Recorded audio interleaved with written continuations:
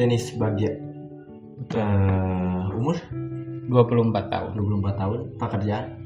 Pekerjaan admin di salah satu perusahaan di bidang makanan. Oh, di bidang makanan. Gak apa-apa, nggak usah disebut juga. Kesibukan emang bekerja doang atau apa? Kira-kira. Bekerja setiap hari, Iya. Senin sampai Sabtu, dan hari Minggunya tuh suka dibikin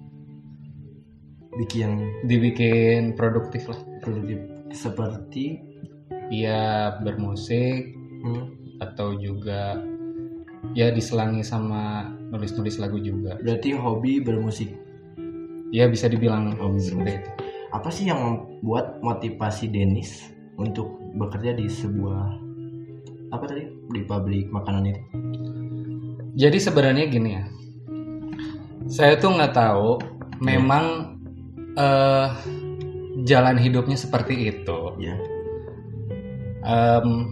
Kalau diputar kembali ke belakang, sih sebenarnya saya tuh kuliah di teknik mesin. Oh iya, mesin. Teknik mesin, dan ya ada cita-cita buat jadi engineer juga. Iya. Dan mungkin kalau dibilang kita harus realistis. Iya. Kita nggak bisa ngikutin apa yang kita mau. Iya. Jadi kadang tidak sesuai dengan pendidikan kita. Nah, seperti itu. Dalam kan kerja di gudang, kenapa tidak mengikuti hobi Denis yang bermusik? Jadi lebih jatuh ke musik aja, lebih ibaratnya lebih serius ke musik. Kenapa tidak seperti itu? Saya belum berani karena saya tahu bahwa butuh proses buat ke situ. Karena kita tuh harus punya modal dulu buat sampai ke situ ya. Ya khususnya bekerja di perusahaan ya. Kita kerja di perusahaan orang lain gitu. Jadi kita untuk menghidupi kesehariannya kita harus bekerja gitu istilahnya. Dan dari uang situ juga kan kita bisa menghidupi istilahnya hobi kita yang pengen kita capai gitu. Ada pertanyaan menarik. Apa sih yang membuat Denis terus termotivasi hidup untuk saat ini? Motivasi hidup sih yang pertama orang tua ya. Iya pasti. Keluarga. Saya yakinnya karena dari doa orang tua kita bisa berjalan lancar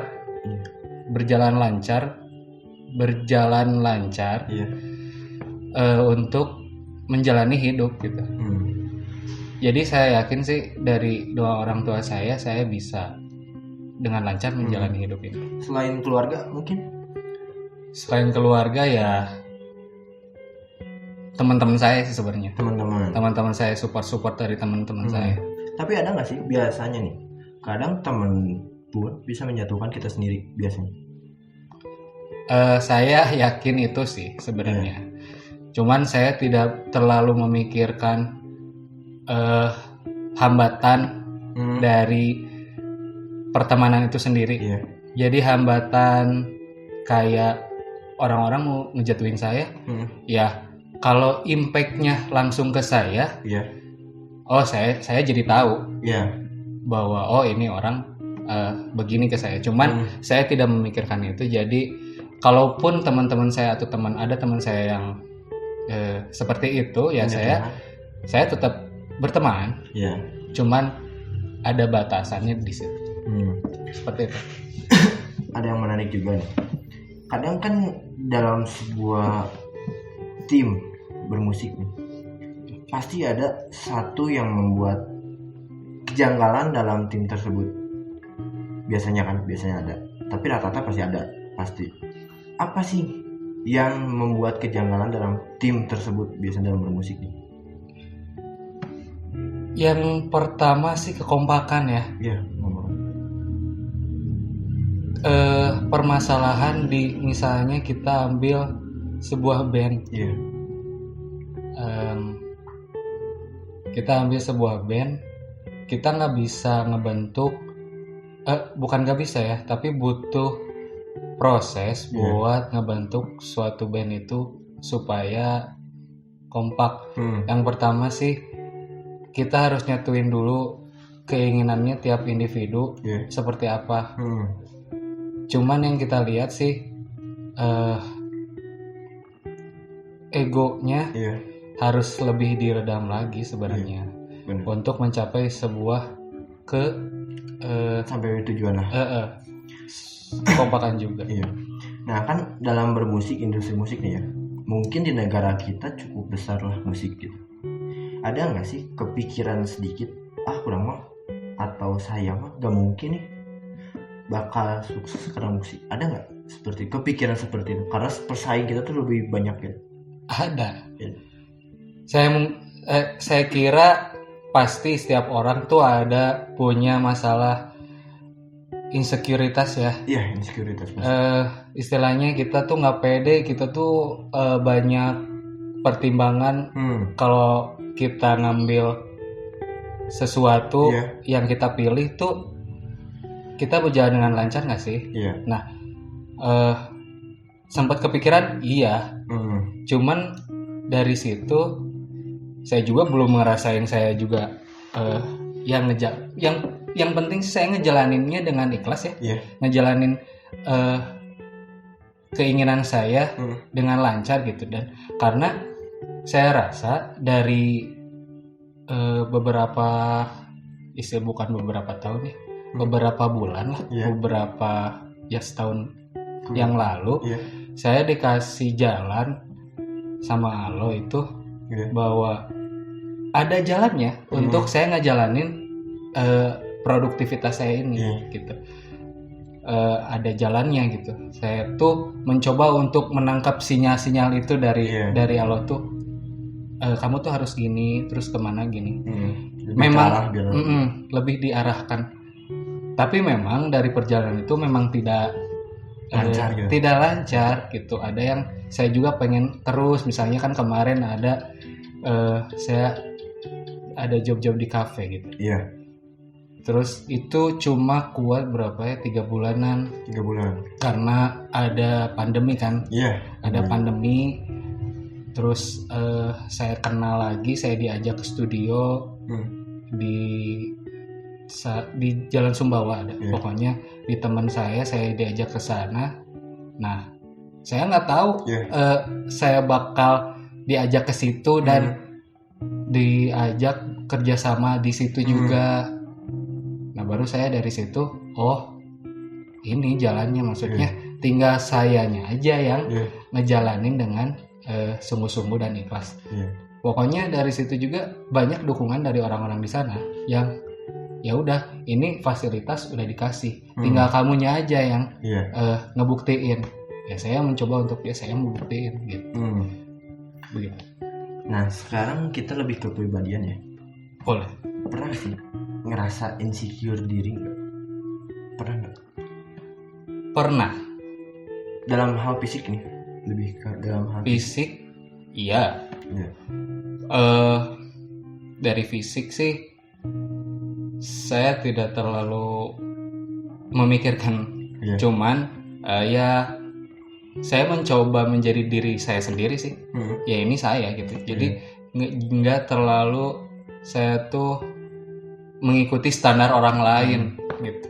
Jadi intinya ya saya berarti lebih aman lah kalau di real fisik. Aman. Kalau insecure tapi ini mah lebih ke hal karir, ada nggak? Mungkin karena teman saya mah udah seperti ini, teman sebelum saya sudah seperti ini. Ada nggak sih seperti kayak gitu?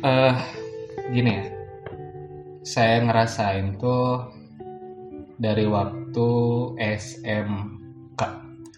SMK. Ketika saya tuh sebenarnya rumah saya tuh rumah orang tua ya. Lebih tepatnya rumah orang tua saya tuh selalu berpindah-pindah. Selalu berpindah-pindah dari saya di Jalan Ciwaruga. Terus Itu waktu SD dari Jalan Ciwaruga. Terus SMP kelas 2 orang tua saya pindah ke Sarijadi. Saya pindah ke Sarijadi. Dan juga dari SMK kelas 3 orang tua saya sempat pindah dulu ke Cianjur. Nah, saya di sini sama kakak saya tinggal di Bandung. Nah, saya ngontrak di situ. Nah, hal yang paling kena mental ketika itu, saya merasa bahwa ketika SMK kok saya tuh dikasih jalan yang kayak gini sih? Dikasih jalan kayak kenapa orang-orang tuh dia tinggal di tempatnya gitu ya, di benar-benar di rumah, benar-benar home sweet home gitu. Kenapa sih saya nggak bisa ngerasain itu gitu? Oke, saya kan istilahnya dari SMK tuh udah berpindah-pindah sampai ke pada akhirnya orang tua saya dipindah ke Cianjur dan saya tinggal di sini sama kakak saya. Dan pada semester akhir waktu saya kuliah, tiba-tiba orang tua saya pengen lagi tinggal di Bandung. Dari situ saya ya udahlah, karena orang tua saya bilang pengen ngurus saya katanya. Ya udahlah. Dari situ saya lanjut dan dari situ saya ngerasain ketika setelah lulus kuliah, setelah saya pakai seremonial toga wisuda itu, saya ngerasain bahwa benar-benar kehidupan saya itu berubah 90 derajat dalam segi finansial ya. Dari segi finansial, saya ngerasa bahwa saya udah lulus nih, terus saya mau ngapain? Benar. Saya dari situ memang kebetulan waktu itu di rumah juga ngewarung. Dan dari situ juga ketika saya udah lulus, warung tuh emang udah tiba-tiba udah nggak ada modal, tutup sedikit. Dan udah bener-bener nggak bisa sama sekali, nggak ada modal buka. Saya tuh dari situ memang saya nggak bisa apa-apa memang. Saya mau ngelamar juga, ijazah belum keluar. Saya mau nyari kerja juga, ya perlu modal juga buat fotokopi ya segala macam. Ya dari situ saya ngejalanin, saya nyari-nyari kayak kasualan lah, kayak part time gitu di hotel, di rumah makan.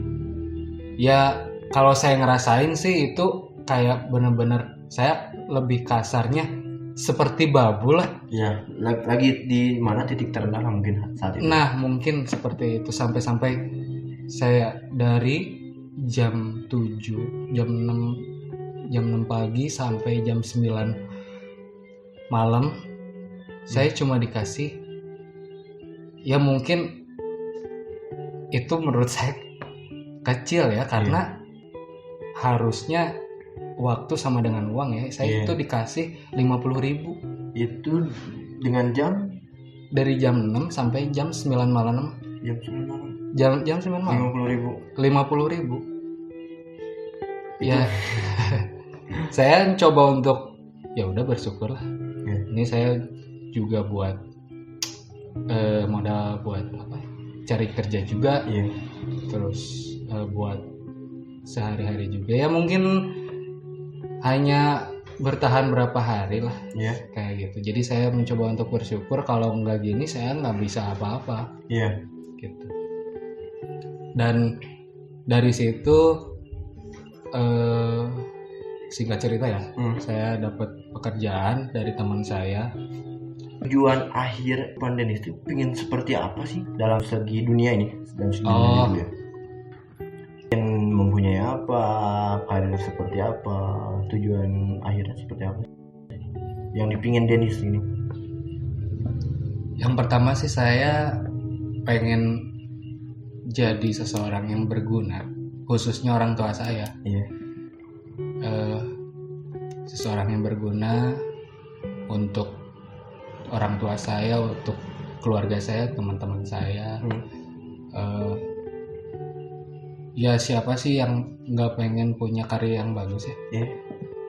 Kalau misalnya dari segi uang sih itu nilai plusnya. Yang penting saya ngejalanin hidup ini dengan lancar gitu. Jadi ya saya mencoba untuk saya nggak mikirin gini ya. Saya mencoba untuk gak mikirin masa lalu. Terus saya juga nggak ngekhawatirin masa depan juga. Jadi yang penting saya ngejalanin hidup ini hari ini sekarang buat nguatin saya. Saya tuh udah sampai sini gitu. Jadi yang penting hidup tuh hari ini. Iya benar. Nah kan tadi ada insecure terhadap finansial ya. Untuk Dennis pribadi. Ada juga nggak insecure terhadap pasangan ataupun lawan jenis lah ibaratnya. Karena kan biasa rata-rata lawan jenis tuh dalam segi finansial. Ada nggak sih menurut Dennis? Itu sih udah pasti ya. Udah dari zaman sekolah lah ya. Karena yang pertama saya nggak gampang jatuh cinta juga. Yang kedua saya insecure karena finansial. Ketika saya misalnya nih mau ngajak cewek, cuman kan dari segi uang saya nggak kuat ya dari zaman sekolah sih sebenarnya. Nah dari situ dari sekolah, dari kuliah, mungkin ya saya juga pernah sih waktu sekolah punya mantan juga, cuman ya nggak bertahan dengan lama, cuman ya yang penting saya pernah punya pacar di waktu sekolah. Terus loncat ke zaman kuliah, saya juga nggak pernah sama sekali punya pacar. Ngedeketin cewek sih ya pernah, cuman ya dari situ ya saya nggak bisa apa-apa. Karena ada suatu hal yang buat saya pernah ditolak ataupun pernah saya ngilang karena keinsecurean saya. Itu dari segi finansial juga. Berarti dalam segi wanita. Tapi untuk saat ini masih jomblo kan atau gimana? Saya bisa bilang saya masih jomblo. Untuk saat ini. Untuk saat ini gitu. Karena finansial tersebut. Nah, beda halnya di sekarang. Istilahnya kalau sekarang lebih pedenya ngedeketin cewek karena istilahnya saya udah ada sedikitnya ada penghasilan ya. Iya, karena bekerja kan. Saya udah bekerja gitu. Cuman dari segi waktu. Iya benar banget. Saya sih dari segi waktu saya gak bisa mikirin cinta karena saya penuh dengan kesibukan istilahnya kerja. Tapi di sisi lain saya juga pengen ada yang bisa support kita. Betul. Ada yang bisa nyemangatin saya di luar, maksudnya di selain orang tua saya ya. Ada juga yang nyemangatin saya gitu. Istilahnya di dalam hati kecil saya, oh kayaknya saya butuh ini. Cuman dari situ ya saya mencoba untuk membuka hati. Dari situ saya mencari seseorang. Dari sini sih mungkin pernah ada kemarin yang dekat sama saya, cuman nggak bertahan dengan lama karena bukan ini suatu hal yang menarik buat saya. Mungkin bukan karena finansial, tapi tentang hati ke hatinya. Gitu. Seperti apa? Kayak gini, kita nggak bisa maksa orang buat suka ke kita ya. Meskipun kita udah memberikan suatu hal yang mungkin itu istilahnya nggak bisa dihitung lah. Bukan karena finansial, tapi dalam bentuk perhatian atau segala macam, tenaga, juga waktu. Tapi kalau misalnya memang ceweknya itu nggak ada perasaan ke kita, ya kita mau ngapain? Kita nggak bisa apa-apa. Berarti untuk saat ini atau yang kemarin, cewek yang kemarin, lebih ke bertepuk sebelah tangan. Iya. Saya ngerasa bahwa waktu itu saya ngerasanya dia tuh sama saya gitu, sama punya perasaan. Kalau dibilang cinta ya, saya kira dia sama, tapi ternyata enggak gitu. Jadi dari situ saya ya udahlah bertahan dengan 1 bulan dan saya mencoba untuk nanya ke dia. Dalam bahasa ininya, kamu sebenarnya sayang nggak sih sama aku? Kalau misalnya kamu nggak sayang, ya udahlah tinggalin aja. Maksudnya aku nggak akan ganggu kamu lagi. Sampai seperti itu ya. Dan dia ngejawab bla bla bla. Nah, saya terima meskipun saya ngerasa jadi saya buang-buang waktu gitu ya. Nah, tapi ada hikmahnya. Apa hikmah dari kejadian kemarin? Soal percintaan. Hikmahnya dari memang saya ngerasain sakit hati ya di situ. Saya ngerasain bahwa dada saya itu sakit. Benar-benar. Ya seperti itulah. Kalau misalnya bisa dibilang, saya tuh mencoba untuk tiba-tiba yang orang yang di studio ada si Koko itu, dia langsung kontak saya malam-malam. Nis, pakai bahasa Sunda. Nis mana aya lagu teu? Nis mana boga lagu teu? Nah, dari situ saya nggak pengen ngehilangin momen saya yang lagi sakit hati itu. Aya, kata saya. Aya, kelang ke dikirim. Nanti saya kirim malam itu. Dari situ, dari malam itu saya nulis perasaan saya, bagaimana saya dari perjalanan itu, istilahnya dari cerita itu sampai saat itu saya tulis. Nah, saya nyari istilahnya nadanya lah, tapi nggak berbentuk chord di gitar, cuma saya nyari nadanya doang. Nah, udah saya kirim. Kata dia tuh, oke, so far oke lah, cuman nanti cari chordnya, katanya.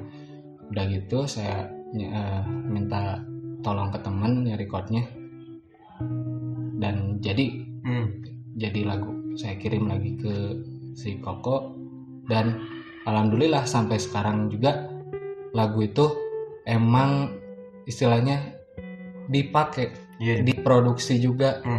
Dan kebetulan yang nyanyinya nggak sama saya, ada sama orang lain. Itu udah rilis?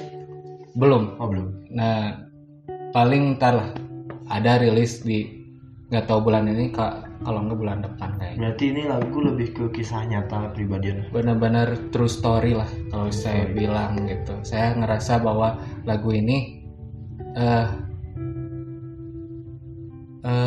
bisa dibilang kalau kalian yang lagi sakit hati, kita bisa ngerasain. Yang penting sih saya lagu ini, yang penting nih, di lagu ini saya bisa menyampaikan pesan saya. Tapi lewat lagu lah ya. Tapi lewat lagu saya, karena kalau saya pernah dengar dari orang lain, penyanyi itu deliver feeling gitu. Jadi menyampaikan pesan. Kalau kita nggak bisa ngerasain sesuatu lagu, ya khususnya vokal ya, kita nggak bisa ngerasain sesuatu lagu, kita nggak bisa menyampaikan pesan itu kepada yang mendengarkan. seperti itu. Mungkin karena obrolan kita cukup panjang, ada nggak sih untuk memotivasi teman-teman kita yang udah nonton gitu kan? Iya. Apa sih yang membuat Dennis terus bersyukur saat ini? Yang penting seburuk-buruknya kita, seburuk-buruknya kita, apapun itu dalam segi sifat, sikap kita dalam menjalani hidup, kita harus tetap ingat sama Tuhan kita sih sebenarnya mah. Kita harus tetap berdoa, meskipun kamu nggak lagi di atas, lagi di bawah, ataupun meskipun kamu nggak rutin beribadah istilahnya ya, nggak rajin sholat, tapi kamu harus tetap kamu punya Allah. Kamu yakin bahwa ketika kamu berdoa, kamu yakin bahwa kamu bakal dikabul sama Allah. Saya ngerasain itu karena saya ketika waktu itu saya sakit hati. Waktu itu saya tiba-tiba pengen sholat tahajud. Waktu itu saya berdoa dari situ, tapi bukan hal cinta doang ya. Saya pengen keluarga saya sehat, terus saya ngejalanin hidup dengan lancar. Dan yang ketiga saya pengen itu waktu itu kalau misalkan hubungan ini nggak baik, saya minta ya udah jauhkan. Kalau misalkan ini hubungan ini baik, ya lanjutin. Dan ternyata itu tuh jangka waktu saya itu misalnya kita hari sholat tuh hari Jumat ya. Hari Minggunya itu dijawab. Secepat itu ya, saya ngerasanya secepat itu karena saya minta pengen dijawab dengan cepat ya Allah. Dengan secepat itu saya udah dikabul, dan akhirnya memang mungkin itu bukan yang terbaik buat saya, jadi mungkin Allah udah aja